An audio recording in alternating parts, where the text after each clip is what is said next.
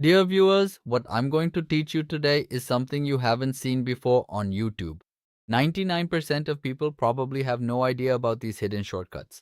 Welcome to Falcon Computer Academy. I am only VJ. So let's start today's lecture. First of all, I'll turn off this file from here. Now after that, I need to open Word. So remember, I haven't created any shortcut for Word. These shortcuts already existed. They were just hidden. So for this, what we have to do is press 4 keys together on the keyboard. At number 1, the shortcut we're going to learn is how to open MS Word. So you will press Ctrl, Shift, Windows and Alt together.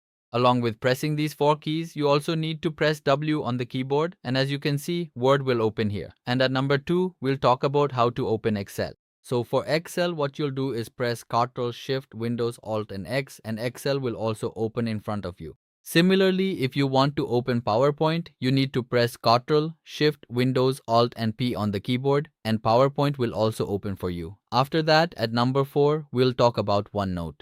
For this, you need to press Ctrl, Shift, Windows, Alt and N, and OneNote software will open here in front of you. At number 5, we'll talk about how to open Outlook. For this, you need to press Ctrl, Shift, Windows, Alt and O on the keyboard, and this will open your Outlook. If you have created its ID, you can easily use it, and after that, at number 6, we will talk about Microsoft Teams. So you will press Ctrl, Shift, Windows, Alt and T, and the Microsoft Teams software will open.